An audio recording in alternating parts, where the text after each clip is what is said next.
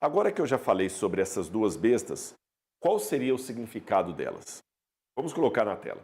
A primeira besta que surge do mar, eu não vou demorar muito sobre ela, é o anticristo também. Desde o cristianismo primitivo, na época de Paulo, depois os pais da igreja, ela sempre foi identificada como Roma em toda a sua trajetória. Os pais da igreja, se você pegar os primeiros autores cristãos, como Irineu de Lyon, Hipólito, Policarpo e outros mais, pode voltar para mim, eles sempre vão falar que a besta do Apocalipse é Roma, em toda a sua extensão. A diferença é que dá a entender que quando houver essa hegemonia mundial da besta que sai do mar com a besta que sai da terra, Roma voltará e vai perseguir o povo de novo, assim como perseguiu na época cristã, assim como perseguiu os apóstolos. Isso não é uma coisa que eu inventei. Os teólogos da Reforma Protestante interpretaram como sendo Roma. Você tinha até teólogos católicos da Idade Média que também interpretavam como sendo Roma. Tem muitos teólogos modernos que falam que é Roma, Roma, Roma, Roma. É Roma que vai voltar. E o problema é quando o cristianismo se une a Roma, e isso indica a apostasia que Paulo profetizou em Tessalonicenses. Tá certo? Agora, antes de você pensar que é o ataque à igreja A, B ou C, lembra, quando você tem cristãos se juntando com o erro, você deve sofrer por isso. Mais do que ficar fazendo gracejos. Ah, tô nem aí, não faz parte da minha família, não é da minha igreja. Cuidado, tá certo? A corrente é tão forte quanto mais fraco dos elos dela. Agora, já que eu falei da besta do mar como sendo Roma, e que Roma vai voltar nos últimos tempos, e a besta que surge da terra? O que ela seria? Eu peguei alguns comentários bíblicos lá em casa e eu posso fazer esse resumo para vocês. As possibilidades de interpretação da segunda besta. Um comentário identifica a besta como sendo um grupo de profetas, sacerdotes e executores que continuam o culto a Domiciano na época do apóstolo João. São preteristas, acham que a segunda besta era a própria Roma da época de João. Um outro grupo sugere que João estava descrevendo autoridades contemporâneas da sua época, seria o imperador.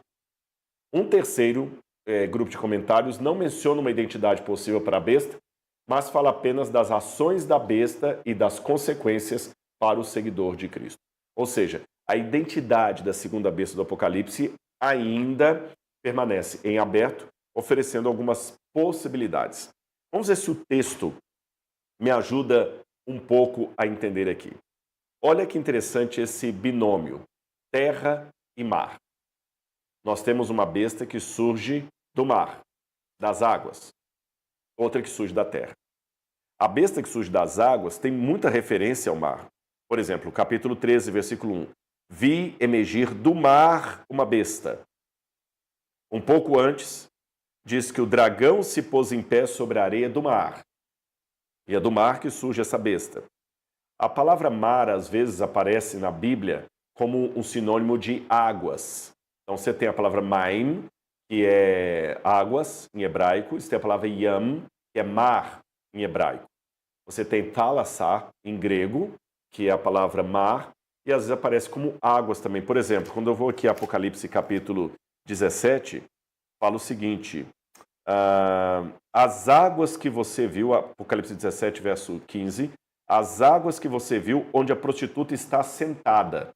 Então a besta está sentada sobre águas. Qual o sentido de águas na Bíblia e na profecia? Vamos lá. Eu encontro pelo menos 3 significados básicos para águas na Bíblia. Um literal, geográfico, água mesmo, rios, mares, oceanos, lagos. Então o termo mar pode se referir literalmente a qualquer corpo de água real. Por exemplo, o Mar da Galileia, na verdade, é um lago, mas é chamado de Mar da Galileia. O Mar Vermelho, Yam Suf, é chamado de Mar Vermelho, e está ali o Mar Vermelho.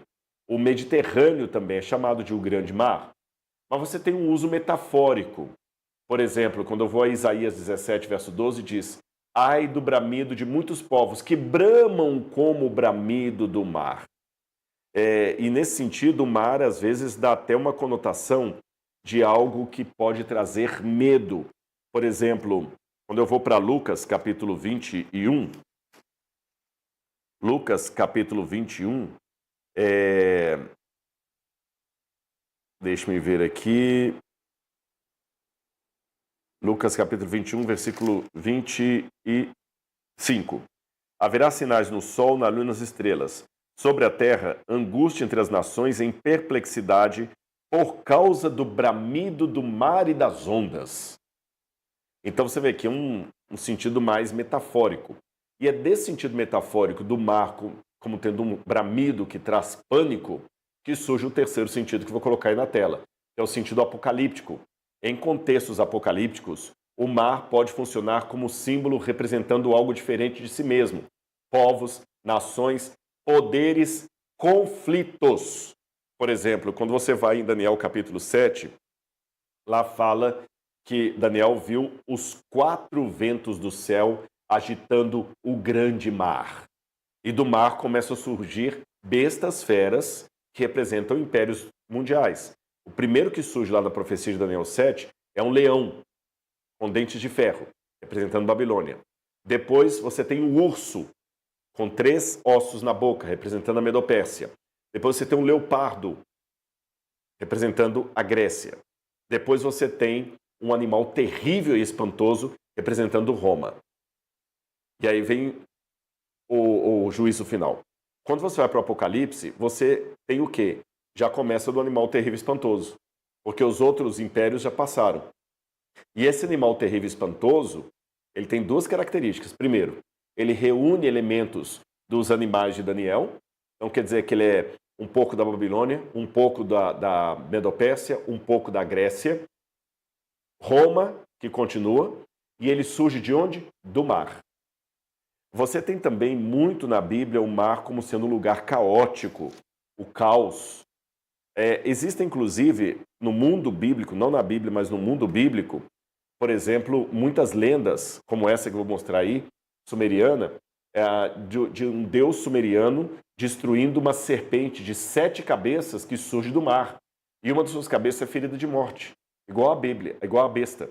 Uma das cabeças feridas de morte. E várias passagens na Bíblia, como Isaías 60, verso 5, Jeremias 46, verso 7 e 8. Depois, se você assistir a reprise dessa live, você printa essa página e leia essas passagens aí. Você vai ver que águas são povos em colapso, em briga, em conflito. Então, povos são nações, pessoas que estão em conflito. Tá bom? É por isso que até é interessante, quando a gente vai para Apocalipse capítulo 21, você vê uma coisa que me chama a atenção. Apocalipse capítulo 21, verso 1. Vi novo céu e nova terra, pois o primeiro céu e a primeira terra passaram e o mar não existe. Muita gente pensa, puxa, não vai ter praia então na Nova Jerusalém? Eu gosto tanto do mar. Como é gostoso o mar. Eu fui agora à praia com minha família, realmente o mar é maravilhoso. Por que não pode ter o mar? Na compreensão bíblica, o mar aqui é um símbolo de povos em ebulição, povos brigando, povos que vêm para destruir. O faraó é descrito como sendo uma serpente que vem nas águas do rio Nilo, e assim por diante. Agora, e a terra? Então já sei que se a primeira besta ela surge do mar, então é Roma que surge de povos em conflito que vem para destruir o povo de Deus. Tá certo? Povos em conflitos é o símbolo do mar, de onde essa besta surge. Mas a outra besta surge da terra. Qual o significado bíblico de terra? Vamos ver na tela. Pode ter um significado cosmológico, o mundo, o planeta Terra, Gênesis 2, verso 1. Assim foram terminados o céu e a terra e seus exércitos. Isaías 66, verso 1. Assim diz o Senhor, o céu é o meu trono e a terra o escabelo dos meus pés. Beleza. Segundo significado para terra, geográfico. Terra como local, uma região. Por exemplo, Salmo 24, verso 1. Do Senhor é a terra e a sua plenitude, o mundo e os que nele habitam. Mateus capítulo 2, verso 20. Levanta-te, toma o teu leito. Mateus 2, verso 20. Ali a inteligência artificial deu uma bagunçadinha no texto. Eu vou ler direto na Bíblia aqui. É quando o anjo aparece para José e fala assim, toma o menino e sua mãe e vai para a terra de Israel. Mateus capítulo 20, capítulo 2, versículo 20. Levantando-se José, tomou o menino e sua mãe e voltou para a terra de Israel. Então, terra aqui é um sentido geográfico, é um país. Tanto é que até hoje, quando você fala em hebraico Haaretz, está falando é o país de Israel, a terra. E tem também um sentido agrícola, solo ou humanidade. Por exemplo, Abel tornou-se pastor e Caim passou a cultivar a terra, quer dizer, o campo dele ali. Salmo 104:14. Ele faz crescer a relva para o gado e ervas para o trabalho do homem. Tá bem? Então aqui nós temos os 3 sentidos de terra. Agora me chamou a atenção quando eu peguei na Bíblia a junção dos 2 elementos, mar e terra, juntos. O que significa? Eu encontrei 4 significados. Primeiro, criação e ordem. Porque em Gênesis capítulo 1, versículos 9 e 10, você vê que Deus trabalha justamente com o mar e a terra, ou seja, as águas e a terra, para trazer ordem sobre o caos. Quando você vai no capítulo 1 de Gênesis, versículo 9, disse Deus: ajuntem-se as águas debaixo dos céus num só lugar, e apareça a porção seca. Assim Deus chamou a porção seca de terra e o ajuntamento das águas, mares. Então aqui, criação e ordem, terra e mar. Mas também caos e poder divino. Salmo 89, versículo 9. Salmo 89, versículo 9, diz assim: dominas a fúria do mar. Quando as suas ondas se levantam, tu as acalmas. E mais à frente fala também sobre a terra. Teus são os céus e tua é a terra. Então aqui eu já estou vendo caos e poder divino. Universalidade. Quando você vai ao Apocalipse 10, verso 5, fala que João viu um anjo enorme e ele tinha um pé sobre a terra e um pé sobre o mar. Então, situação universal. Apocalipse capítulo 12, versículo 12, também fala do dragão sendo expulso do céu e os seres celestiais cantando: felizes aqueles que habitam no céu, porque foi expulso o dragão. Mas ai da terra e do mar, porque o diabo desceu até vós, cheio de grande cólera, sabendo que pouco tempo lhe resta. Ai da terra e do mar, quer dizer que ele desceu para acabar com a terra como um todo. E por fim, Apocalipse 21, verso 1, que eu falei com vocês, o mar já não existe, um sentido escatológico. Então, a partir disso, eu percebi que nós estamos diante de um conflito e que é algo universal que vai acontecer. Pela primeira vez na história, desde o dilúvio, nós teremos algo de característica mundial, literalmente mundial. A hegemonia das 2 bestas não será um governo mundial, mas será uma governança mundial de efeitos literalmente globais. E pode perceber, fora o Covid, o último evento global do planeta Terra foi o dilúvio. Não, Rodrigo, mas é a Primeira Guerra Mundial. Não foi mundial. A Argentina não participou da Primeira Guerra Mundial nem da Segunda Guerra Mundial. O México não participou da Primeira Guerra Mundial. Botsuana não participou da Primeira Guerra Mundial nem da Segunda Guerra Mundial. A gente chama Guerra Mundial por uma questão de leitura eurocêntrica da história. Mas não houve Guerra Mundial. Nem todos os países participaram. Percebeu? Quando você lê o seu livro de história e fala assim, História Mundial, e fala Idade Média, Idade Moderna, Idade Contemporânea, isso não são períodos mundiais. Não teve Idade Média na China. Não teve Idade Moderna na Índia. Teve Idade Média, Idade Moderna na Europa. E a gente lê a história a partir da Europa. Mas o Apocalipse não está colocando um governo mundial apenas simbólico, como foram a Primeira Guerra Mundial, a Segunda Guerra Mundial. Está falando de algo literal. Então nós teremos algo literal. E aí me chama a atenção para mais um detalhe que eu começo a encaminhar para o detalhe dos Estados Unidos. Olhem na tela. Eu vi que em várias situações, especialmente no livro de Jeremias, a terra também é descrita como um local desabitado na Bíblia. Jeremias fala da terra vazia e estéril, que se assemelhava ao mundo antes da criação. Fala, inclusive, da Babilônia, falando assim, Jeremias 51:36, eu secarei o seu mar e farei secar a sua fonte, quer dizer, você vai ficar inabitada. Então, no século XIX, vários comentaristas bíblicos, como muitos deles adventistas, John Andrews, Uriah Smith e outros mais que eu poderia citar, eles começaram a perceber uma coisa que me chamou a atenção. Aqui eu tenho uma besta do mar, e se o mar significa povos, nações, línguas, a que surge da terra é o contraste disso. E tem outro detalhe também que aponta para esse contraste entre as duas bestas. Quando fala uma besta do mar, é um animal caótico, mas uma besta da terra é um animal domesticado. Então essa que sai da terra, diferente da outra que surgiu do mar, ela é um poder de natureza até certo ponto semelhante, que ela vai dar continuidade a outra besta, vai ampliar o poder da outra besta, mas também distinta. Tanto é que a primeira besta é horrorosa. Ela tem 10 cabeças, 10 chifres, nomes de blasfêmia. A outra não. A outra parece com um cordeiro. E, gente, estudar tudo isso à luz da arqueologia é muito interessante. Porque você vai vendo o cenário que está descrito ali. E quando você vai, por exemplo, para o livro de Jó, você vê que Jó também mostra o conflito final de Deus, no capítulo 42 de Jó, como Deus lutando contra dois animais. Uma serpente do mar, que é a Leviatã, e um monstro da terra, que é o Behemoth, que algumas bíblias traduzem como hipopótamo e crocodilo, mas não é bem essa boa tradução. Nós estamos falando ali de um animal terrestre e um animal marinho, dois monstros, exatamente como no Apocalipse.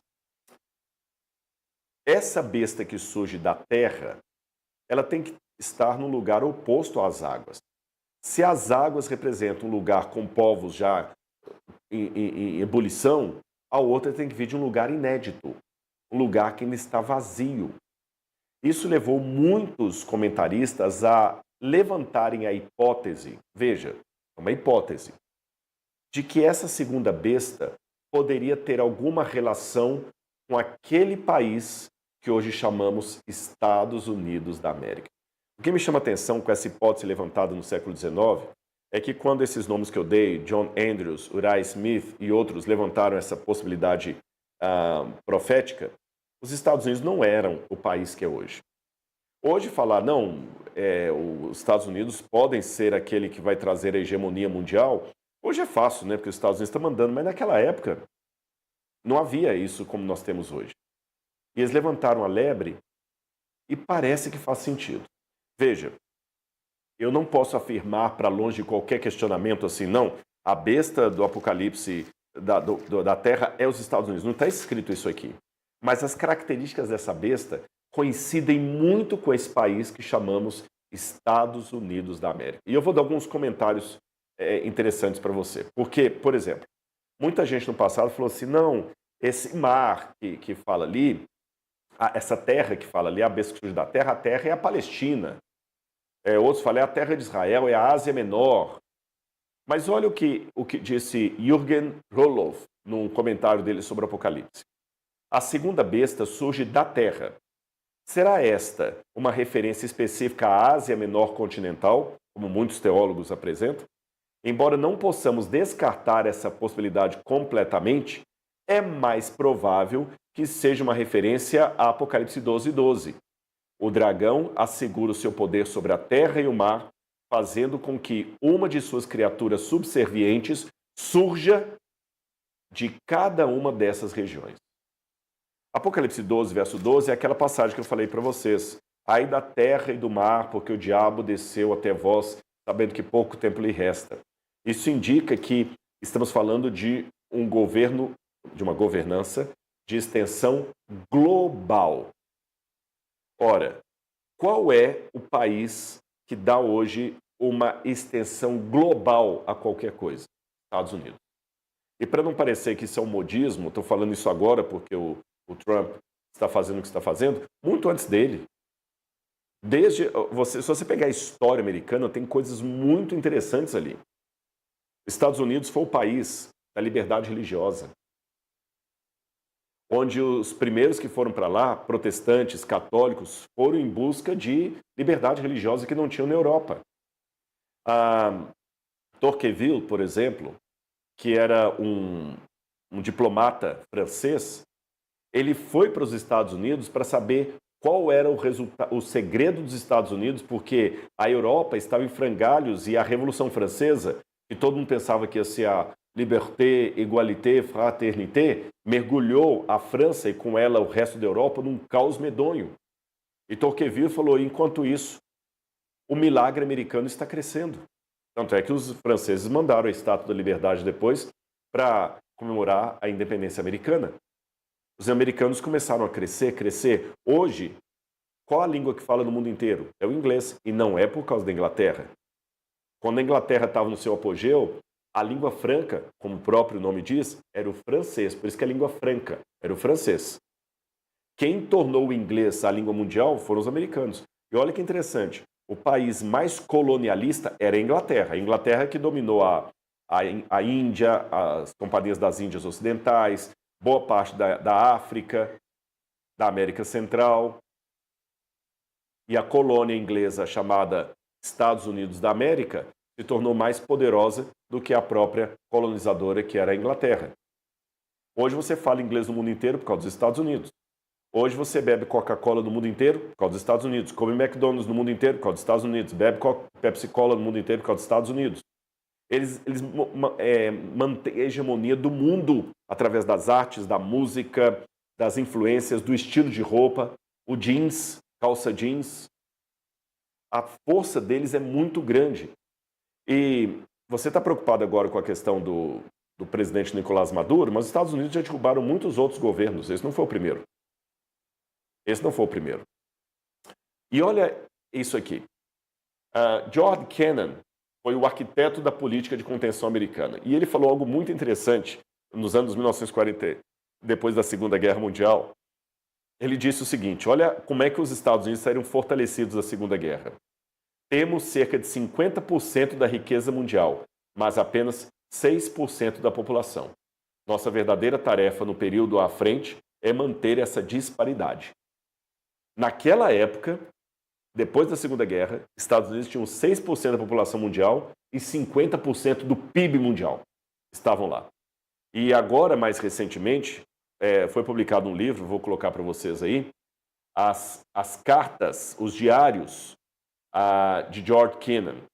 E até o interessante que uma das partes desse livro que foi publicado, o Frank Cotisciola, é o Império Invisível, as vidas posteriores da alt-right de George Kennan. Vou explicar essas alt-right. É a extrema-direita. A extrema-direita.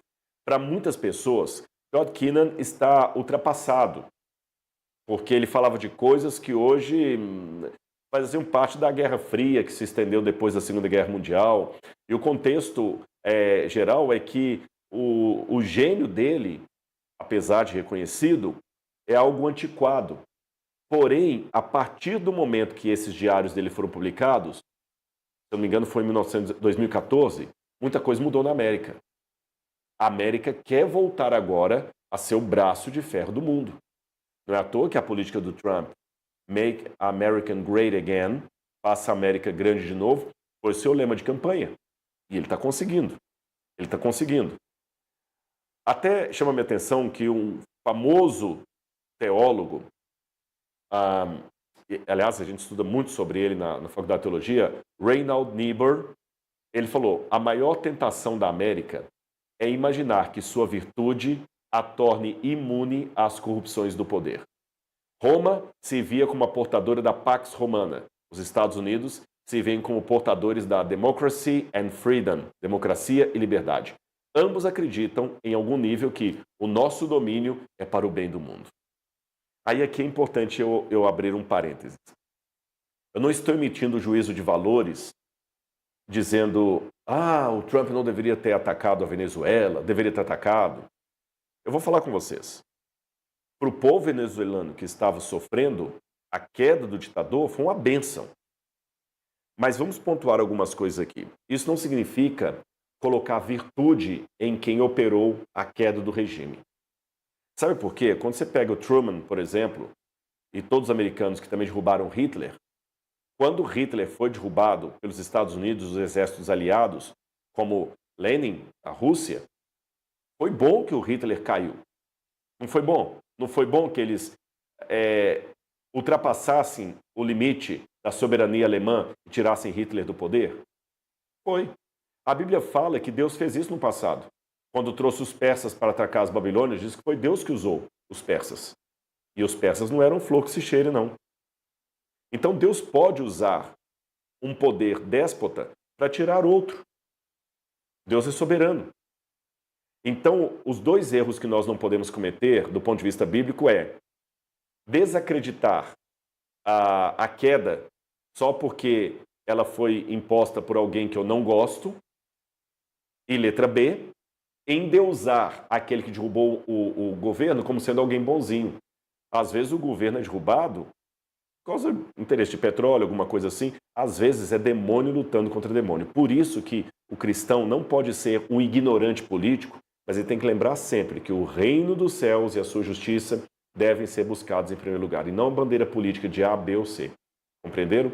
Então, se você perguntar a minha opinião, eu achei ótimo o que aconteceu com Nicolás Maduro. Isso não torna Donald Trump um messias. Pelo menos no sentido bíblico da palavra. Não torna Donald Trump um santo, ou alguém que estava com interesses puros. O que Trump fez ali, para mim, é a mesma coisa que os exércitos aliados e a famigerada União Soviética fizeram quando derrubaram Hitler. Se eu fosse um judeu da época, eu ia dar graças a Deus que o Hitler caiu. Isso não faz de Truman, presidente americano, ou de Lenin, Stalin, perdão, Lenin não, Stalin, ou faz de Stalin boas pessoas. Percebeu? A gente tem que ter essa sensibilidade na história aí.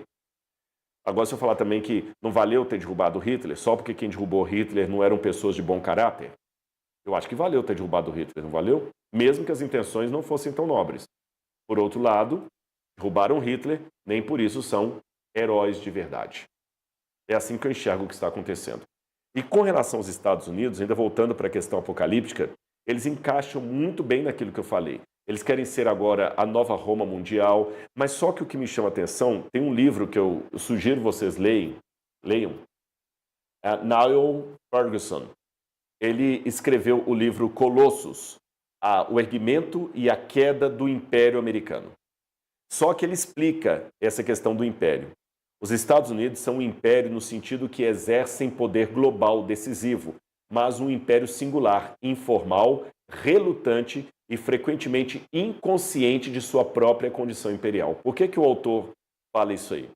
Esse é um dos maiores autores da atualidade para descrever a história política americana. É porque os Estados Unidos não aceitam ser chamados de imperialistas. Porque hoje a palavra imperialismo ela cai numa conotação muito negativa. Então, os americanos falam, não, imperialismo foi o que os ingleses fizeram. Nós não temos interesse em tomar as terras da China, da Índia, da Rússia. Não, nós não somos imperialistas.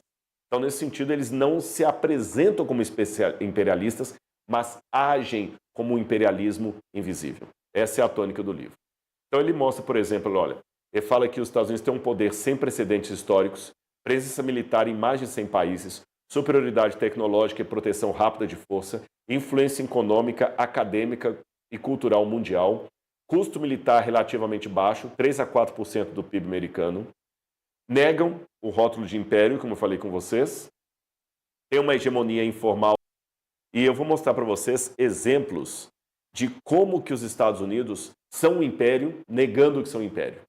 Por exemplo, George W. Bush, em 1º de maio de 2003, no seu discurso prematuro da vitória, ele afirmou: outras nações na história lutaram em terras estrangeiras e permaneceram para ocupar e explorar. Os americanos, após uma batalha, não querem nada mais do que voltar para casa. Donald Rumsfeld, ex-secretário de Defesa dos Estados Unidos, concorda. Nunca fomos uma potência colonial. Isso simplesmente não é o que os Estados Unidos fazem. Colin Powell, ex-secretário de Estado, também afirmou: os Estados Unidos não buscam um império territorial. Nunca fomos imperialistas. buscamos um mundo no qual a liberdade, a prosperidade e a paz possam se tornar o patrimônio de todos os povos, e não apenas o privilégio exclusivo de poucos. Então, meus queridos, qual que é a questão? Os Estados Unidos, eles não aceitam ser um império mundial, mas têm aparência de cordeiro e falam como dragão. Rodrigo, você tem certeza absoluta que vai ser assim? Para ser coerente com o texto bíblico, o que eu posso afirmar para você é o seguinte: eu não posso afirmar que o Trump é aquele que vai se juntar com a besta do mar e vai trazer a hegemonia mundial para que encerre o apocalipse. O meu desejo é que seja. Vou abrir o jogo com vocês. Por quê? Porque eu quero que esse mundo acabe logo a história e Jesus volte. Por isso, eu quero que Jesus volte antes da minha filha chegar à adolescência, antes dela se tornar juvenil. Se Jesus puder voltar ano que vem, já está de bom. Se ele puder voltar semana que vem, está de ótimo tamanho. Então, se puder ser o Trump, aquele que vai terminar para que as profecias se cumpram logo e Jesus volte, amém. Mas esse é o desejo do Rodrigo crente. A afirmação do Rodrigo teólogo é o seguinte: não use sensacionalismos, mas observe os sinais dos tempos. Uma coisa é fato: o Apocalipse fala que haverá uma hegemonia mundial de dois poderes que vão ter a sua influência sobre o mundo inteiro. Um representado pela besta que surge do mar, outro pela besta que surge da terra. E hoje nós temos exatamente Europa e Estados Unidos dando as cartas do mundo. E os Estados Unidos está crescendo assim, numa situação muito interessante. E com o último elemento, agora nós podemos falar de mundo realmente globalizado. Mesmo sem um governo único. Isso aqui é interessante. Porque hoje, a queda da Bolsa de Valores de Nova York rebenta o mundo inteiro. A alta do preço do barril de petróleo rebenta o mundo inteiro. Um problema na internet, o mundo inteiro. E eles precisam de uma governança. Será que nós estamos vivendo os últimos dias da história deste mundo? Eu não sei. Eu não posso afirmar que esse é o último tempo. Mas eu posso dizer que o último tempo é muito parecido com esse tempo que estamos vivendo. Percebeu minha sensibilidade aqui? Vou repetir. Eu não posso afirmar que esse é o último capítulo da história do mundo.